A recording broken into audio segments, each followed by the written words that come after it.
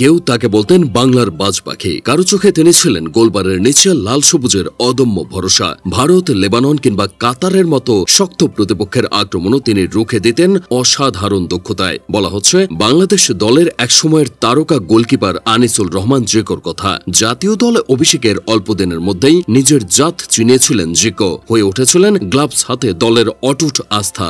দুর্দান্ত সব save, keeping sense ও স্কিলের জন্য বাংলাদেশ ছাড়িয়ে তার খ্যাতি ছড়িয়ে পড়েছিল গোটা দক্ষিণ এশিয়ায়, যার শুরুটা হয়েছিল জিকোর নিজের জেলা কক্সবাজার থেকে। ছোটবেলায় এলাকার বড় ভাইদের সঙ্গে খেলতে গেলে গোলকিপার টান পড়লে দাঁড় করিয়ে দেওয়া হতো তাকে। এভাবে খেলতে খেলতে শেখ জামাল ক্লাবে খেলা এক বড় ভাইয়ের অনুপ্রেরণায় নিয়মিত গোলকিপার হয়ে ওঠেন জিকো। এলাকার হাই স্কুল মাঠ থেকে শুরু হয় তার স্বপ্নযাত্রা। একসময় ট্রায়াল দিয়ে টিকে যান অনূর্ধ্ব ১৯ দলে। নিজের প্রতিভার আলো ছড়াতে থাকেন ধীরে ধীরে। ২০১৭ সালে সাইপ স্পোর্টিং ক্লাবে যোগদানের মাধ্যমে পা রাখেন সিনিয়র ক্লাব ফুটবলের মঞ্চে। সেখানে ভালো পারফর্ম করে পরের সিজনে জায়গা করে নেন দেশ সেরা ক্লাব বসুন্ধরা কিংসে। সেই বছরই জাতীয় দলের স্কোয়াডে তার ডাক আসে, জায়গা পান সাব চ্যাম্পিয়নশিপের দলে। তবে দলে দুজন সিনিয়র গোলকিপার থাকায় সেই টুর্নামেন্ট তাকে কাটাতে হয় বেঞ্চে বসে। অবশেষে ২০২০ সালে নেপালের বিপক্ষে একটি প্রীতি ম্যাচে লাল সবুজ জার্সিতে জিকোর অভিষেক ঘটে। সেই বছর বিশ্বকাপ বাছাই পর্বের ম্যাচে দোহায় কাতারের মুখোমুখি হয় বাংলাদেশ। ৫-০ গোলে বাংলাদেশ ম্যাচটি হেরে গেলেও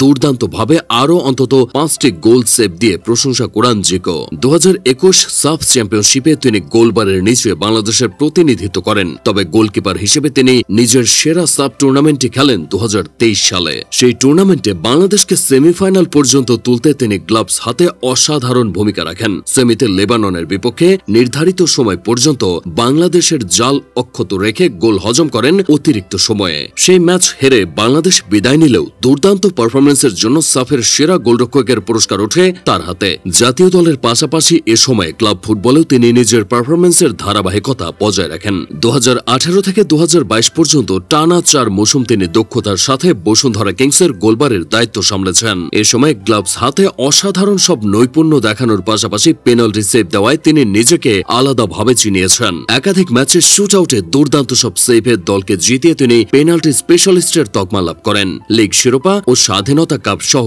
বসুন্ধরার একাধিক শিরোপা জয়ের পেছনের অন্যতম নায়ক ছিলেন আনিসুর রহমান জিকো। তবে কথায় আছে, খ্যাতি যার নিত্যসঙ্গী বিতর্ক তাকে পিছু ডাকে। ২০২৩ সালে এমনই এক বিতর্কের পিছু টান জিকোর ক্যারিয়ারকে থমকে দেয়। বসুন্ধরা কিংসের হয়ে এএফসি কাপ খেলে দেশে ফেরার পথে বিমানবন্দরে মদের বোতল সহ ধরা পড়েন জিকো সহ দলের আরও কয়েকজন। লজ্জাজনক এই ঘটনার পর শাস্তি হিসেবে তাদের বিভিন্ন মেয়াদে নিষিদ্ধ করে ক্লাব কর্তৃপক্ষ।